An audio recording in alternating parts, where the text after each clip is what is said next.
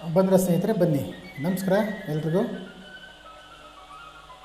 ಇಂದಿನ ಒಂದು ವಿಡಿಯೋದಲ್ಲಿ ನಾವು ಪಿ ಎಂ ಕಿಸಾನ್ ಸಮ್ಮಾನ್ ನಿಧಿ ಯೋಜನೆಯ ಪ್ರಮುಖ ಮಾಹಿತಿ ಮತ್ತು ಪಿ ಎಂ ಕಿಸಾನ್ ಯೋಜನೆಗೆ ಇರುವಂಥ ಮುಖ್ಯ ನಿಯಮಗಳ ಬಗ್ಗೆ ನಾವು ತಿಳಿಯೋಣ.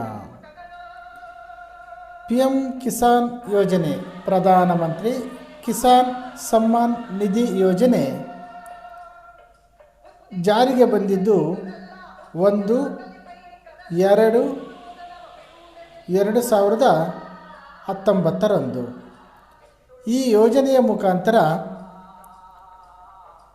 ಕೇಂದ್ರ ಸರ್ಕಾರವು ಅರ್ಹ ಭೂ ದಾಖಲೆಗಳನ್ನು ಹೊಂದಿರುವ ಭೂ ಹಿಡುವಳಿಗಳನ್ನು ಹೊಂದಿರುವಂತಹ ರೈತ ಕುಟುಂಬಗಳಿಗೆ ವರ್ಷಕ್ಕೆ 6,000 ರುಗಳ ಆರ್ಥಿಕ ಸಹಾಯಧನವನ್ನು ನೀಡುವ ಯೋಜನೆ ಪಿ ಎಂ ಕಿಸಾನ್ ಸಮ್ಮಾನ್ ನಿಧಿ ಯೋಜನೆಯಾಗಿದೆ.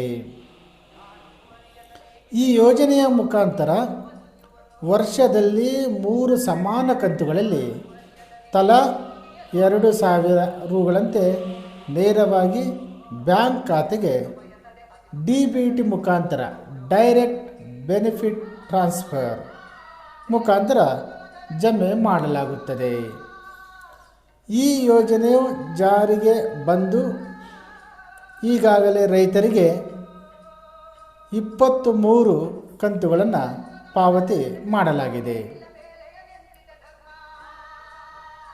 ಹಣ ಯಾವಾಗ ಬರುತ್ತದೆ ಅಂದರೆ ವರ್ಷದಲ್ಲಿ ಎಷ್ಟು ಕಂತುಗಳಲ್ಲಿ ಯಾವ ತಿಂಗಳ ನಡುವೆ ಯಾವ ಕಂತು ಬಿಡುಗಡೆ ಆಗುತ್ತದೆ ಅನ್ನೋದನ್ನು ನಾವೀಗ ತಿಳಿಯೋಣ. ಸಾಮಾನ್ಯವಾಗಿ ವರ್ಷದಲ್ಲಿ 3 ಸಮಾನ ಕಂತುಗಳಲ್ಲಿ ಹಣ ಪಾವತಿ ಮಾಡಲಾಗುತ್ತದೆ. ಮೊದಲನೆಯ ಕಂತು ಪ್ರತಿ ವರ್ಷ ಏಪ್ರಿಲ್ ತಿಂಗಳಿನಿಂದ ಜುಲೈ ತಿಂಗಳವರೆಗೆ ಮೊದಲನೇ ಕಂತು ಪಾವತಿ ಮಾಡಲಾಗುತ್ತದೆ.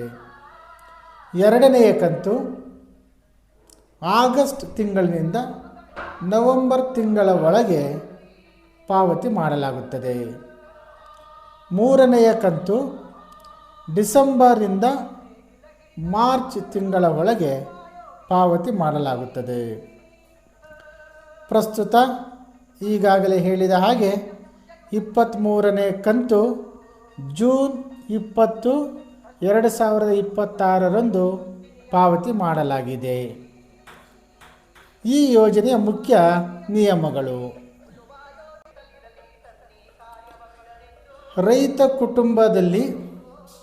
ರೈತರ ಒಂದು ಕುಟುಂಬದಲ್ಲಿ ಕೃಷಿ ಭೂಮಿ ಹೊಂದಿರುವುದು ಕಡ್ಡಾಯವಾಗಿರುತ್ತದೆ.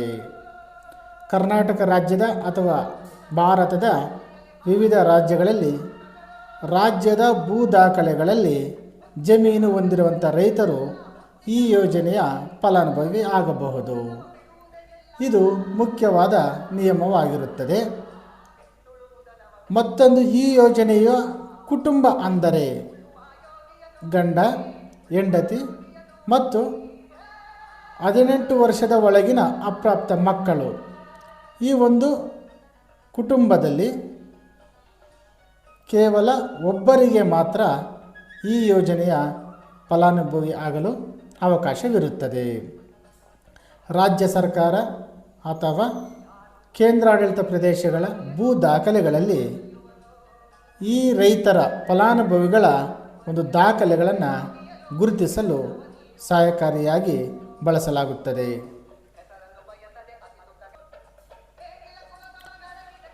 ಹಣವನ್ನು ರೈತರ ಬ್ಯಾಂಕ್ ಖಾತೆಗೆ ನೇರವಾಗಿ DBT ಮುಖಾಂತರ ವರ್ಗಾಯಿಸಲಾಗುತ್ತದೆ. ಡೈರೆಕ್ಟ್ ಬೆನಿಫಿಟ್ ಟ್ರಾನ್ಸ್ಫರ್ ಯಾವುದೇ ಮಧ್ಯವರ್ತಿಗಳಿಲ್ಲದೆ ನೇರವಾಗಿ ರೈತರ ಬ್ಯಾಂಕ್ ಖಾತೆಗೆ ಹಣ ಪಾವತಿ ಮಾಡಲಾಗುತ್ತದೆ. ಬ್ಯಾಂಕ್ ಖಾತೆಗೆ ಆಧಾರ್ ಕಾರ್ಡನ್ನು ಕಡ್ಡಾಯವಾಗಿ NPCI ಲಿಂಕ್ ಮಾಡಿಸುವುದು ಕಡ್ಡಾಯವಾಗಿರುತ್ತದೆ.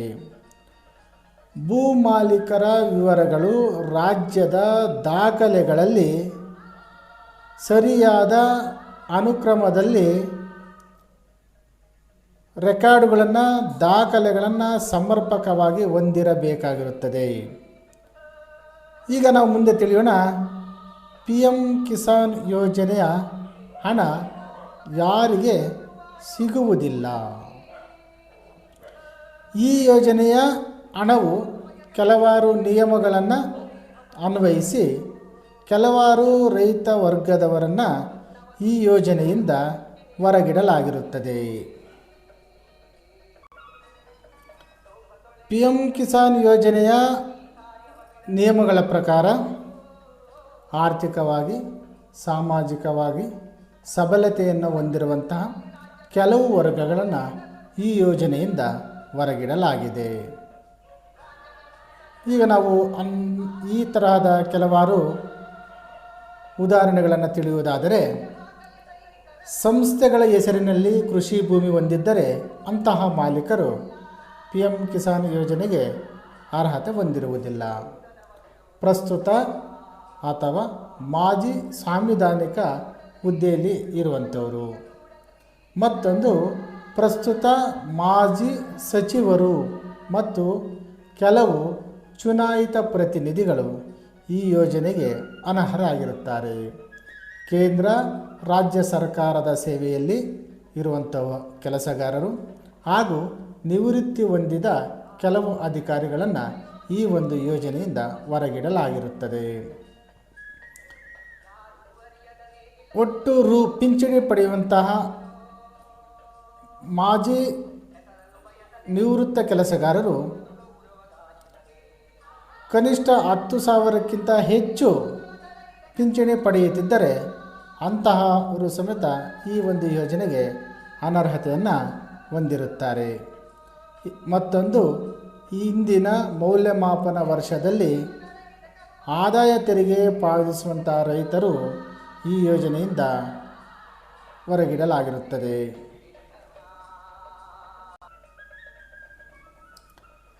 ವೈದ್ಯರು, ಇಂಜಿನಿಯರ್ಗಳು, ವಕೀಲರು, ಚಾರ್ಟೆಡ್ ಅಕೌಂಟೆಂಟ್ಗಳು, ವಾಸ್ತುಶಿಲ್ಪಿಗಳು ಮುಂತಾದ ಕೆಲವು ವೃತ್ತಿಪರ ಕೆಲಸಗಳಲ್ಲಿ ಸಕ್ರಿಯರಾಗಿದ್ದರೆ ಅವರು ಸಹ ಅನರ್ಹರಾಗಿರುತ್ತಾರೆ. 2026ರ ಹೊಸ ನಿಯಮಗಳನ್ನು, ವಿಶೇಷ ನಿಯಮಗಳನ್ನು ನಾವು ತಿಳಿಯೋಣ. ಈ ಯೋಜನೆ ಬಂದ ದಿನಾಂಕ 1/2/2019 ನಂತರ ಯಾವ ರೈತರು ಹೊಸದಾಗಿ ಭೂ ದಾಖಲೆಗಳನ್ನು ಮಾಡಿಸಿಕೊಂಡಿರುತ್ತಾರೆ, ಒಂದೇ ಕುಟುಂಬದಲ್ಲಿ ಹಲವರು PM ಕಿಸಾನ್ಗೆ ಅರ್ಜಿ ಸಲ್ಲಿಸಿರುತ್ತಾರೆ, ಅಂತಹ ರೈತರು ಅನರ್ಹರಾಗಿರುತ್ತಾರೆ. ಇಂತಹ ರೈತರ ಒಂದು ಫಲಾನುಭವಿ ಪಟ್ಟಿಯನ್ನು ತಕ್ಷಣಕ್ಕೆ ಪರಿಶೀಲನೆಗಾಗಿ ನಿರ್ದಿಷ್ಟಪಡಿಸಿ ತಡೆ ಹಿಡಿಯಲಾಗಿರುತ್ತದೆ. ನಿರ್ದಿಷ್ಟ ಒಂದು ನಿಯಮದ ಪ್ರಕಾರ ತಡೆ ಹಿಡಿಯಲಾಗಿರುತ್ತದೆ. 2026ರಲ್ಲಿ ಗಮನಿಸಬೇಕಾದಂಥ ವಿಶೇಷ ನಿಯಮಗಳು. PM ಕಿಸಾನ್ ಅಧಿಕೃತ ಪೋರ್ಟಲ್ನ ಪ್ರಕಾರ 1/2/2019 ನಂತರ ಭೂಮಿ ಪಡೆದ ಕೆಲವು ಪ್ರಕರಣಗಳು ಹಾಗೂ ಒಂದೇ ಕುಟುಂಬದಲ್ಲಿ ಒಂದಕ್ಕಿಂತ ಹೆಚ್ಚು ಸದಸ್ಯರು PM ಕಿಸಾನ್ ಹಣ ಪಡೆಯುತ್ತಿರುವ ಪ್ರಕರಣಗಳನ್ನು ಪರಿಶೀಲನೆಗಾಗಿ ತಾತ್ಕಾಲಿಕವಾಗಿ ತಡೆ ಹಿಡಿದಿರಬಹುದು. ಇಂತಹ ಒಂದು ಪರಿಶೀಲನೆ ಪೂರ್ಣಗೊಂಡ ನಂತರ ಕುಟುಂಬದ ಒಬ್ಬ ಸದಸ್ಯರಿಗೆ ಹಣ ಪಾವತಿ ಮಾಡಬಹುದು. ಸಾಮಾನ್ಯ ಸಮಸ್ಯೆಗಳನ್ನು ನಾವು ತಿಳಿಯೋಣ. ಕಡ್ಡಾಯವಾಗಿ ಫಲಾನುಭವಿಯು PM ಕಿಸಾನ್ KYCಯನ್ನು ಪೂರ್ಣಗೊಳಿಸಬೇಕು. ಇತ್ತೀಚಿನ ದಿನಗಳಲ್ಲಿ ಭೂ ದಾಖಲೆಗಳನ್ನು ಬದಲಾವಣೆ ಮಾಡಿಸಿದ್ದರೆ ತಕ್ಷಣ ಲ್ಯಾಂಡ್ ಸೀಡಿಂಗ್ ಮಾಡಿಸಿ ಭೂ ದಾಖಲೆಗಳನ್ನು ಮರು ಎಂಟ್ರಿ ಮಾಡಿಸಬೇಕು. ಲ್ಯಾಂಡ್ ಸೀಡಿಂಗ್ ಮಾಡಿಸಬೇಕು ಎಂದು ಅರ್ಥ. ಆಧಾರ್ ವಿವರಗಳು ಬ್ಯಾಂಕ್ ಖಾತೆಗೆ ಸಮರ್ಪಕವಾಗಿ NPSI ಲಿಂಕ್ನೊಂದಿಗೆ ದಾಖಲೆಗಳು ಸಮರ್ಪಕವಾಗಿ ಹೊಂದಾಣಿಕೆ ಆಗಬೇಕು. ಬ್ಯಾಂಕಿನಲ್ಲಿ IFSC ಕೋಡ್ ಮತ್ತು NFC ಲಿಂಕ್ ಪರಿಶೀಲಿಸಿಕೊಳ್ಳಬೇಕು. ಈ ಎಲ್ಲ ಸಮಸ್ಯೆಗಳನ್ನು ನಿವಾರಿಸಿದರೆ ಕೆಲವು ನಿಯಮಗಳ ಪ್ರಕಾರ ನೀವು ಎಲ್ಲ ರೈತರು ಅನರ್ಹರಾಗಿದ್ದರೆ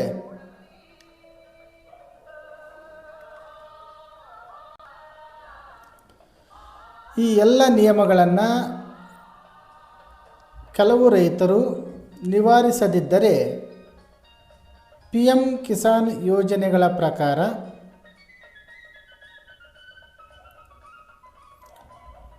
ಈ ಎಲ್ಲ ನಿಯಮಗಳು ಕೆಲವು ರೈತರ ನಿಯಮಗಳನ್ನು